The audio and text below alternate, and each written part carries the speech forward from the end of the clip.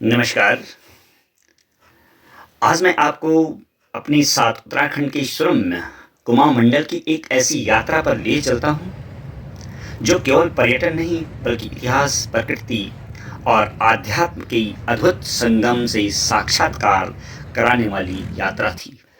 वर्षों से प्राचीन जोगेश्वर धाम के बारे में सुनता आया था। मन में एक जिज्ञासा हमेशा बनी रहती थी कि आखिर देवदार के घने जंगलों के मध्य स्थित वह मंदिर समूह कैसे होगा, जिसके बारे में कहा जाता है कि वहां समय आज भी सदियों पुरानी स्मृतियों के साथ सांस लेता है। आकाश छूते देवदार के वृक्ष, पत्थरों पर उकेरी गई प्राचीन कला और शताब्दियों पुरानी आस्था, इन सब को देखने की तीव्र इच्छा मन में थी। अंततः एक दिन मैं अपनी धर्मपत्नी को साथ ली, इस बहुप्रतीक्षित यात्रा का निर्णय लिया और निकल पड़ी उन पहाड़ियों की ओर जहां प्रकृति और आध्यात्म का अनूठा मेल आज भी जीवित है। देहरादून से नैनीताल की ओर प्रातःकाल 6 बजे हम देहरादून से ऑटो द्वारा आईएसबीटी पहुंचे। रोडवेज की बस तैयार खड़ी थी। कंडक्टर ने बताया कि नैनीताल पहुंचने में लगभग 12 घंटे लगेंगे।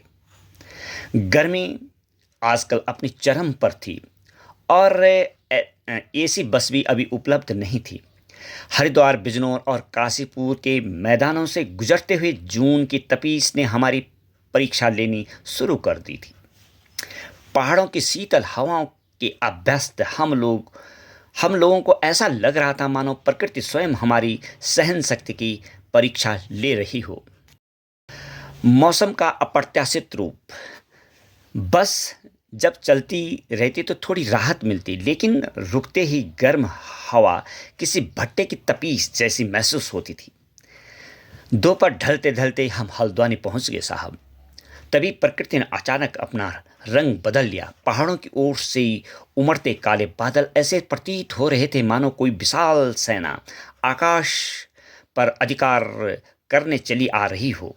कुछ ही क्षणों में तेज वर्षा आरंभ हो गई। वर्षा की बूंदें गर्म धरती को शीतलता का संदेश दे रही थी और हमारी थकान भी मानो उस बारिश में बहती चली गई थी।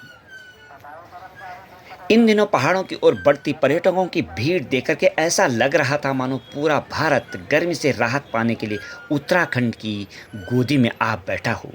नैनीताल से कुछ पहले लंबा जाम लग गया। पता चला कि भूस्खलन के कारण सड़क बाधित हो गई है। लगभग 2 घंटे की प्रतीक्षा के बाद अधिकांश यात्री पैदल ही आगे बढ़ने लगे थे। हम भी अपना सामान उठा करके पैदल ही चलते बने नैनीताल की ओर। यात्रा में ऐसे क्षण अक्सर कठिन अवश्य होते हैं, परंतु बाद में यही स्मृतियां सबसे अधिक रोचक लगती है। शाम लगभग 6 बजे हम नैनीताल पहुंचे।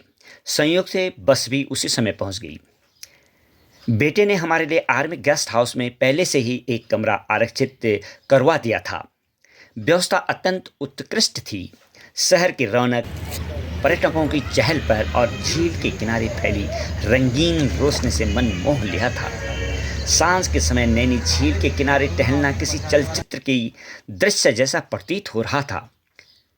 लकड़ी की सुंदर कलात्मक वस्तुएं, पहाड़ी बाजार और ठंडी हवा सब कुछ मन को आनंदित कर रही थी। अगली सुबह हमने मां नैना देवी के दर्शन किए और फिर भवाली के लिए प्रस्थान किया। भवाली कुमाऊं का एक रमणीक पर्वतीय कस्बा है। चारों ओर फैले चीड़ और बांस के वृक्ष, ठंडी हवाएं और शांत वातावरण इसे विशेष स्थान देते हैं। यहीं से हमें अल्मोड़ा जाने वाली बस मिली, जो प्रसिद्ध कैंची धाम होकर के गुजरती थी। कुछ ही दूरी आगे बढ़ते ही फिर से जाम ने हमारा स्वागत किया। कारण था विश्व प्रसिद्ध कैंची धाम। हजारों श्रद्धालु बाबा नीम क्योरी महाराज के दर्शन हेतु दूर दूर से पहुंचे थे। देश विदेश से आने वाले भक्तों की आस्था देखकर सहज ही समझ में आ जाता है कि इस स्थान की आध्यात्मिक शक्ति कितनी गहरी है। किसी प्रकार जाम पार करते हुए हम दोपहर तक अल्मोड़ा पहुंच गए। अल्मोड़ा केवल एक नगर नहीं बल्कि कुमाऊं की सांस्कृतिक आत्मा है। लाल बाजार की ऐतिहासिक गलियां, बाल मिठाई और सिंगोनी की मिठास, पहाड़ी लोक जीवन की सरलता और पुरानी स्थापत्य शैली सब कुछ यहाँ की पहचान है। चंद राजाओं की राजधानी रहे ऐतिहासिक मल्ल महल को देख करके ऐसा लगा मानो इतिहास स्वयं अपने पन्ने खोलकर हमारे सामने खड़ा हो। ठंडी बयार और पहाड़ी बाजार की जीवंतता ने इस नगर को हमारे लिए सदैव के लिए अविस्मरणीय बना दिया था। कसार देवी की रहस्यमय पहाड़ी। जोगेश्वर के लिए टैक्सी न मिलने पर हमने एक कार आरक्षित कर ली। मार्ग में चालक हमें कसार देवी मंदिर लेकर के आ गया। यह स्थान केवल धार्मिक दृष्टि से ही नहीं बल्कि अपने अद्भुत भूचुंबकीय क्षेत्र के कारण विश्व में प्रसिद्ध है। स्वामी विवेकानंद सहित अनेक विद्वान और साधक यहाँ ध्यान साधना कर चुके हैं। मंदिर परिसर से दिखाई देने वाली हिमालय की श्रृंखलाएं मन को मंत्रमुग्ध कर देती हैं। आगे बढ़ते हुए संकरी पहाड़ी सड़कों से ही गुजरना हुआ। पारंपरिक पत्थरों की छतों वाले घर, सीढ़ी नुमा खेत, खेतों में कार्यरत ग्रामीण और पहाड़ की सरल जीवन शैली बार बार मन को आकर्षित कर रही थी। यात्रा के दौरान लख उडियार जैसे महत्वपूर्ण पुरातात्विक स्थलों की जानकारी भी प्राप्त हुई, जो कुमाऊं के प्राचीन इतिहास की झलक प्रस्तुत करते हैं। शाम लगभग 6 बजे हम जोगेश्वर पहुँचे। यहाँ भी जाम की स्थिति थी, परंतु मंदिर परिसर तक पहुँचते ही सारी थकान गायब हो गई। देवदार के वृक्षों से घिरी घाटी और मंदिरों की झलक ने पहले ही दृष्टि में मन को जीत लिया था। जोगेश्वर, जहाँ इतिहास जीवित है। जोगेश्वर पहुँचते ही ऐसा लगा मानो समय कई शताब्दियों पीछे लौट गया हो। 8वीं से 13वीं शताब्दी के मध्य निर्मित लगभग 124 मंदिरों का समूह उत्तर भारत की सबसे महत्वपूर्ण प्राचीन मंदिर श्रृंखलाओं में गिना जाता है। संध्या आरती का दृश्य अवर्णनीय था।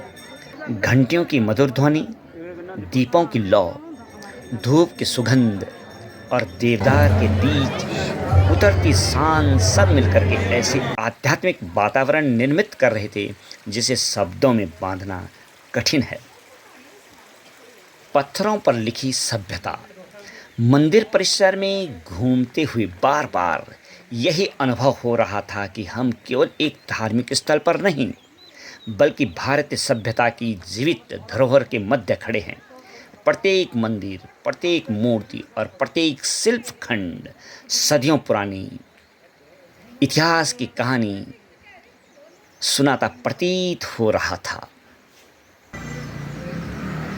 अगले दिन अंतर्राष्ट्रीय योग दिवस के अवसर पर आयोजित कार्यक्रम में सम्मिलित होने का अवसर मिला।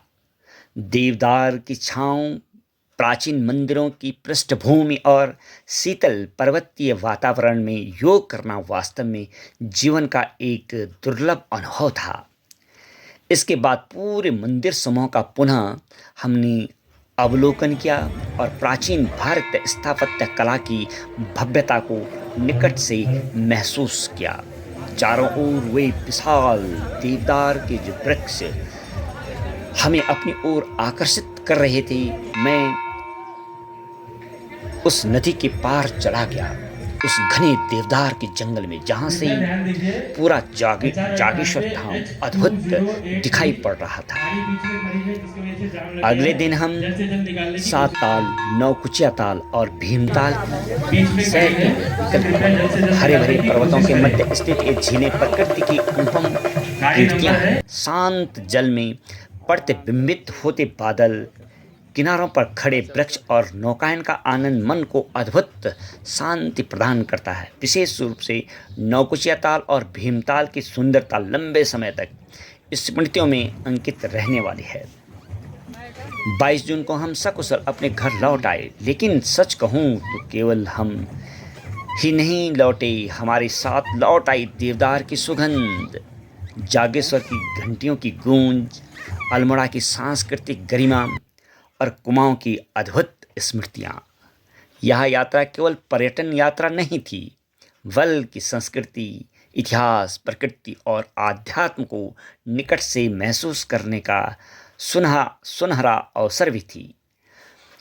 जोगेश्वर की शांत घाटी, अल्मोड़ा की सांस्कृतिक पहचान, नैनीताल की झीलें और कुआओं की आत्मीयता आज भी मन में उसी ताजगी के साथ जीवित हैं।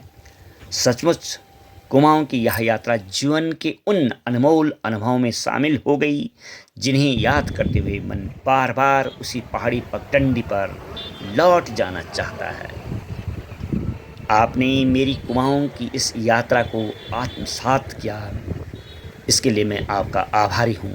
इसे शेयर करें और अपनी प्रतिक्रिया अवश्य दें। धन्यवाद। नमस्कार।